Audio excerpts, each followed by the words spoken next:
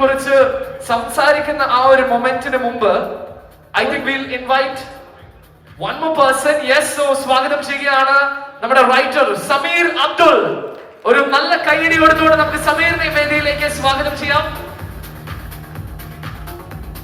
Here we have the writer Sameer Abdul joining us on stage. So director under, writer under, producers under.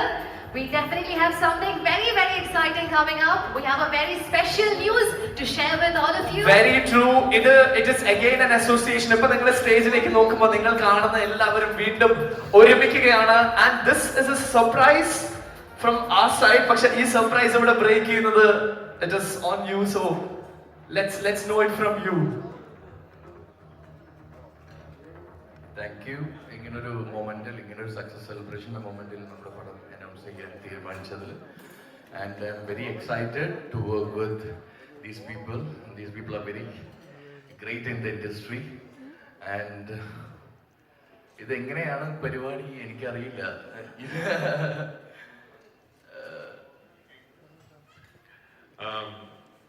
നിസാമിന്റെ ആദ്യ cinema shooting നടന്നുകൊണ്ടിരിക്കുന്ന സമയത്ത് ആ സിനിമയുടെ നിർമ്മാതാവായ എന്റെ സുഹൃത്തും കൂടിയായ ലിസ്റ്റൻ സ്റ്റീഫൻ എന്നോട് പറഞ്ഞിരുന്നു, രാജു ഒരു വളരെ ടാലന്റ് ആയിട്ടുള്ള ഡയറക്ടർ മലയാളത്തിൽ വരുന്നുണ്ട്. അങ്ങനെ ആ സിനിമ ഞാൻ കണ്ടു, കെട്ടിയോളാണ് എന്റെ മാലാഖ. അന്ന് തന്നെ ഞാൻ ലിസ്റ്റനോടൊക്കെ പറഞ്ഞാണ് അയാളൊരു ഔട്ട്സ്റ്റാൻഡിങ് ഫിൽം മേക്കർ ആണെന്ന്.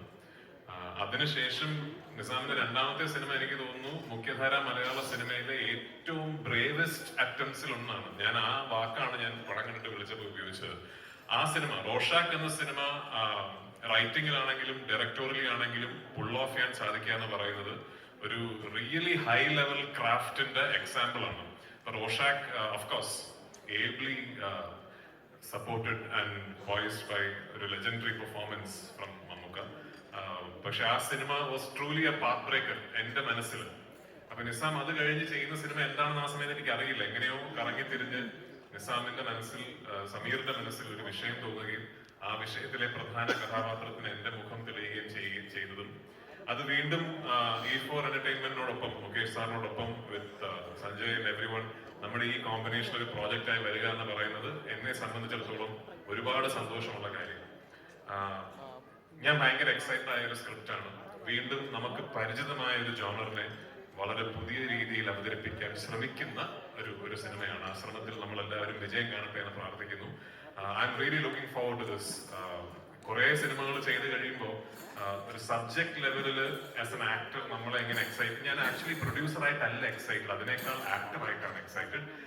അപ്പൊ ആ സബ്ജക്ട് ലെവലിൽ നമ്മളെ എക്സൈറ്റ്മെന്റ് ചെലുപ്പിക്കുന്ന സിനിമകൾ എപ്പോഴും ഉണ്ടാകാറില്ല. So thank you Nizam, thank you Mukesh sir, and thanks to everyone who made this possible. ആ സിനിമയുടെ ടൈറ്റിൽ ഇന്ന് ഞങ്ങൾ ഒരു ഇൻഫോർമലി ഇവിടെ അനൗൺസ് ചെയ്യാണ്. എങ്ങനെയാണ് Yes. So the Prithviraj Productions, E4 Entertainment, Nissan Bashir, Sameer, Prithviraj project.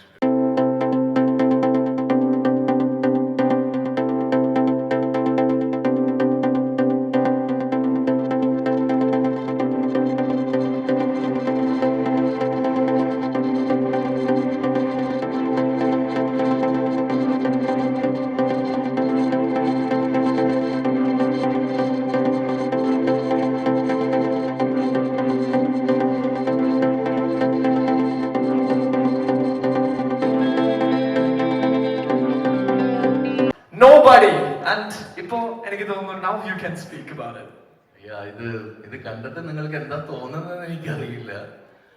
And ഇതിപ്പോ ഇതിനെ കുറിച്ച് പറയാനായിട്ട് ഇതിന്റെ ജോണർ ത്രില്ലർ, ഇതിലെല്ലാം ഉണ്ട്. ത്രില്ലറാണ്, കുറച്ച് ഫാമിലി ഡ്രാമ ഉണ്ട്, കുറച്ച് ഹീസ്റ്റ്, പിന്നെ ആക്ഷൻ ഉണ്ട്, ആൻഡ് മോർ ഓവർ കുറച്ച് സോഷ്യോ പൊളിറ്റിക്കലും കൂടിയിട്ടാണ്.